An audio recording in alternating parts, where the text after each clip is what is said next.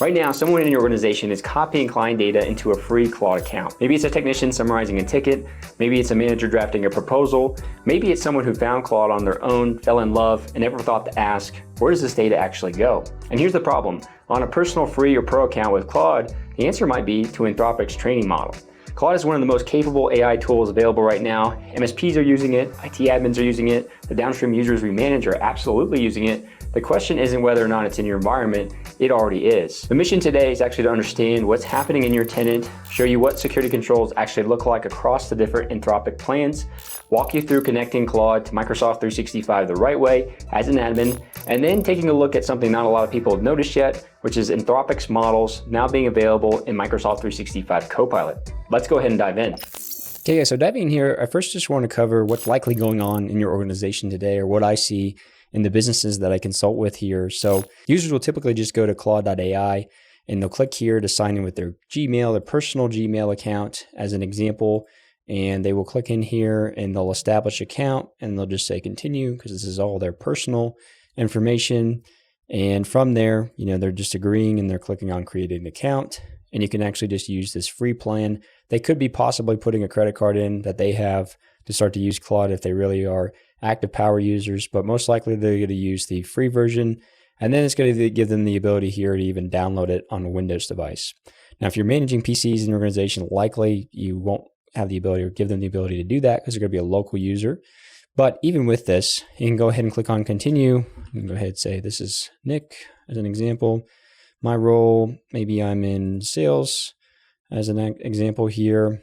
And I want to go ahead and say, prep me for a call, questions asked, void traps here as part of this as well too. But from here, this is where it really gets into, the data exfiltration layer and where users are just pasting maybe corporate documents or attaching those or pasting in company information, customer PII, things like that as well. So within here, they might be going in and clicking on attach files, and then they're going into, the OneDrive that they have locally, right, as an example of this. And maybe they're going into, client documents, things like that.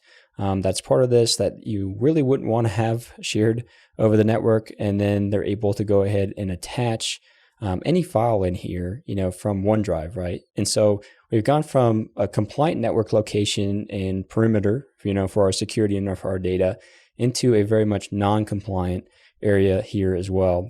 And the big deal and why I bring this up here in the sense of, just for security and compliance reasons is if you go under, this free plan, you click into settings, you have this privacy tab here. And on these free plans and personal account plans, this by default is set to, on, which is allowing the use of your chats and coding sessions to train and improve the Anthropic AI models. So it's really important here that we recognize that not only from the data exfiltration that's going on, or just the fact that it's being used to train this overall model. So ideally not something that you would want to have a lack of governance over. And we spent a lot of time over the years, obviously trying to put protections into place. That's part of this. Now, just as a call out, the users aren't trying to do this maliciously in nature, right? They just see all this hype around Claude. They get, emails about it. They see it on the news, or they see it in commercials while they're watching a football game, right? And so they're just thinking about, how can this make me better? And so they're going to go and set these accounts up versus thinking about, setting up a corporate account or asking about that or anything like that. And so this is just one of the inherent risks that you see that's part of this as well. The other thing I wanted to point out here in chats, if you click on the plus button and click on add connectors, users can connect a bunch of different third-party tools. Maybe their work accounts in these tools. Microsoft 365, though, is the one we're going to be focusing in on today. This is connecting to Claude's MCP for Microsoft. And the big thing here is if you click on connect, I can go ahead and click on sign in as that user with my work account.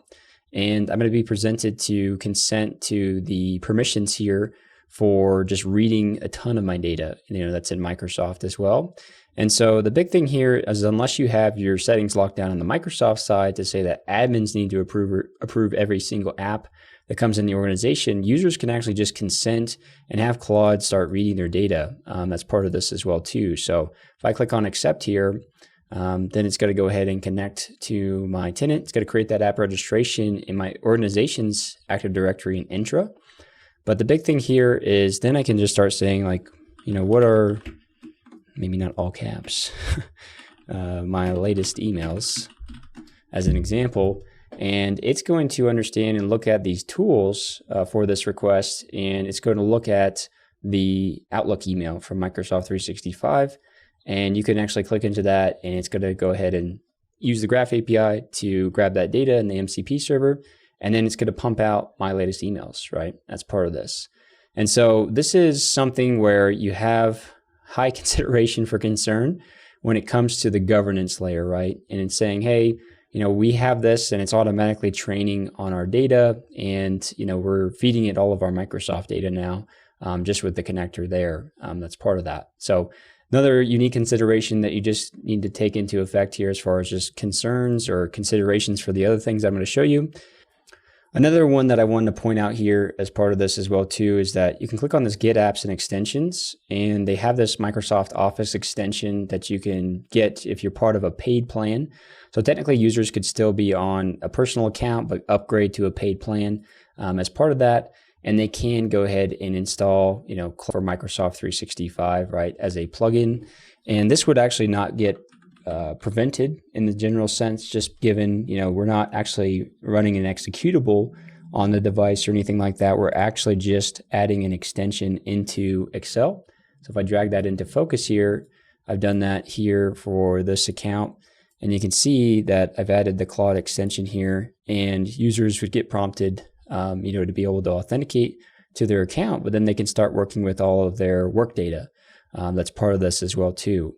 So this is just another consideration for how users can begin to easily tap into all of their work data and not be part of any type of governance and go outside of all the controls maybe you've taken years to build in Microsoft 365. Hey guys, just a quick break. If you are looking for a tool that can run a security assessment against your tenant and identify some of these settings that I'm talking about where users can consent to Claude or even identify shadow AI in the organization today, definitely check out a tool that I built called Cloud Capsule. We run a rapid security assessment against Microsoft 365.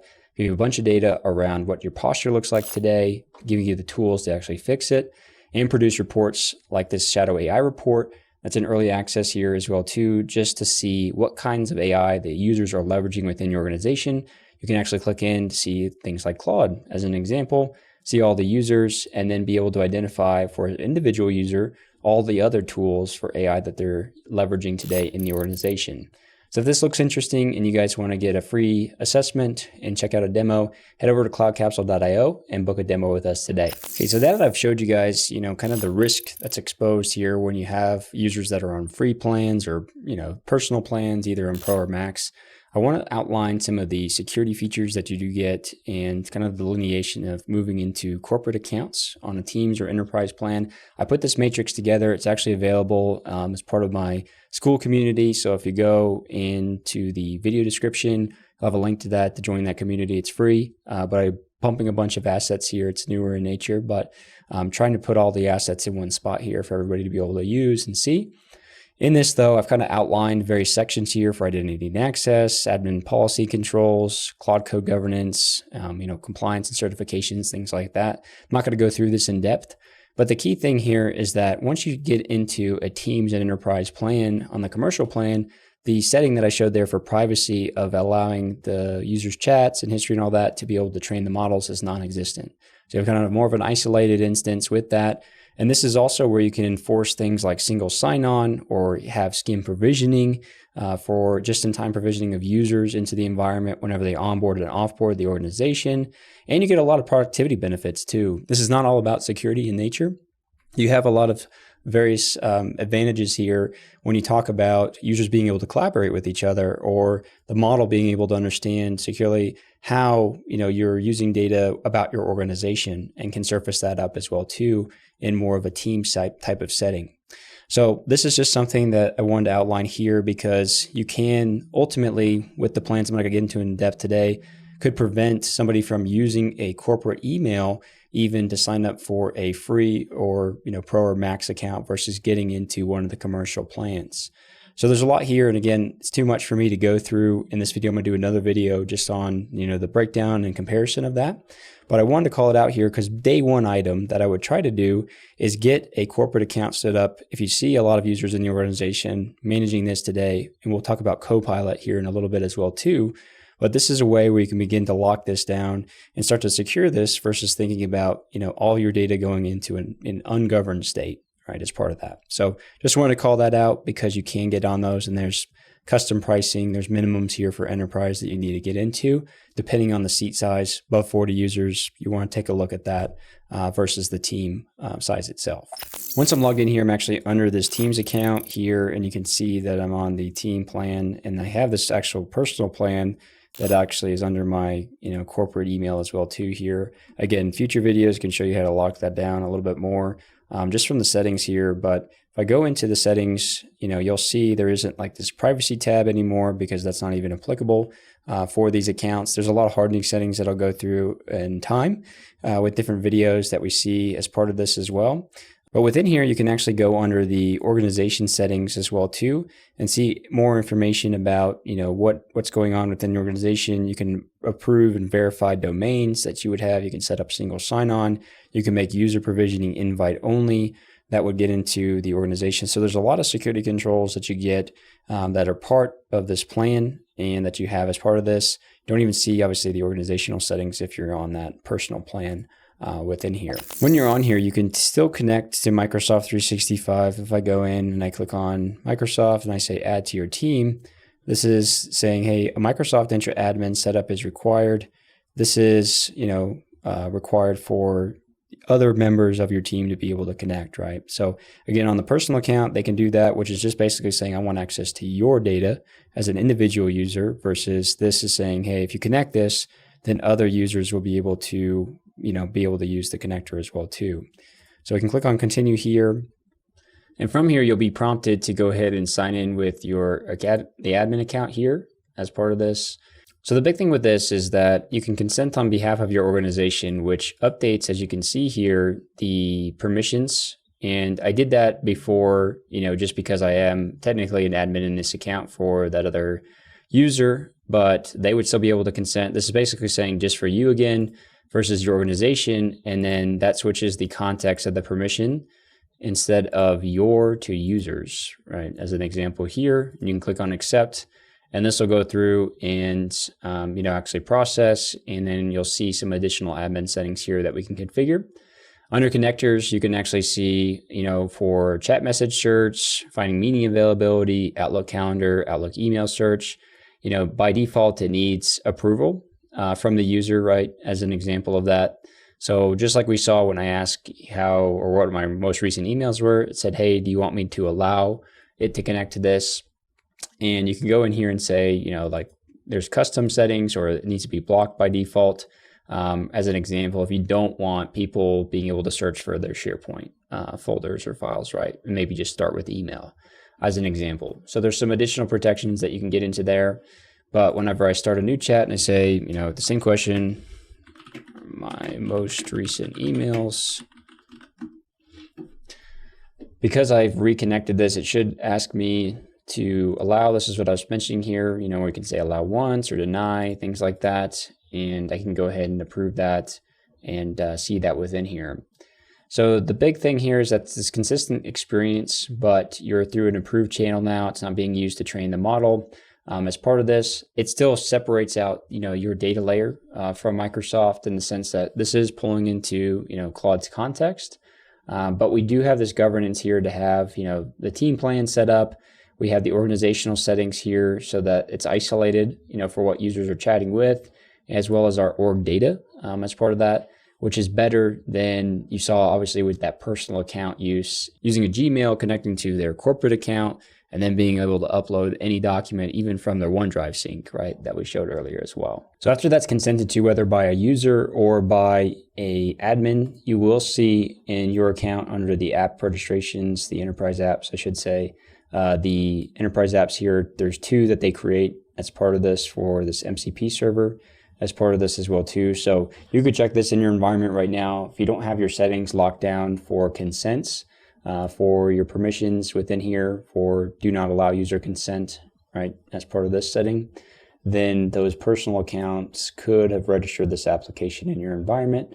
So it's a good place to go check and just search for MCP or Claude as an example, and you would likely see this and understand if there's been users signing in from that, you can click on the sign-in logs here and be able to see information here about the non-interactive sign-ins is what you're going to filter for as part of this.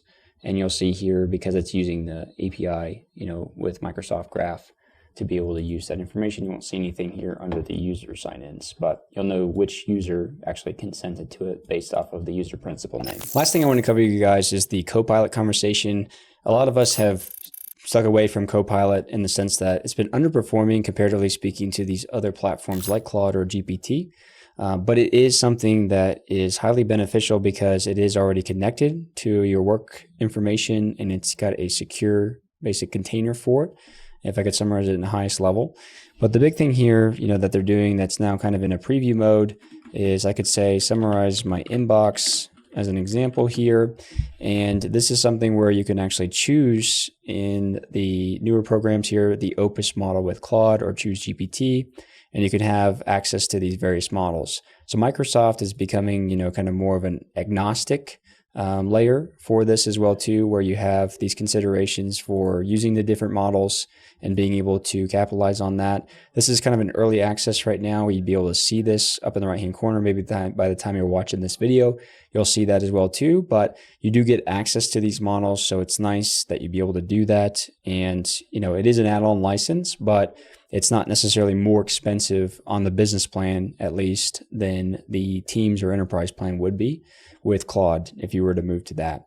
So it's an interesting conversation. I think co-work is a whole nother video I'm going to be doing, which is built off of the hype around Claudebot, if you've seen that or anything like that, where Copilot goes beyond just answering questions and actually takes automated actions on your behalf or does some type of workflow automation. I have it today, sending me an email every day that summarizes all my meetings and what I need to prep for, as an example. So I'll show that in a different video, but this is all using the Claude, Anthropic models to be able to do this. And you can choose, in this case, Claude Sonnet 4.6 or 4.7 for Opus, and leverage that directly within your Microsoft environment and not even have to establish your own, corporate account with Claude. Worry about that. So I think if you give users the compliant channel that is actually useful to them, there'll be less likelihood that they'll go to outside channels and use a personal Gmail account. So it could exist, but definitely something that I think is on the horizon, just that you should be looking into if you're leveraging Microsoft today. Okay guys, so wrapping up here, this is the core principle I want you to take out of this mission. Claude's actually already in your environments, most of our client environments today.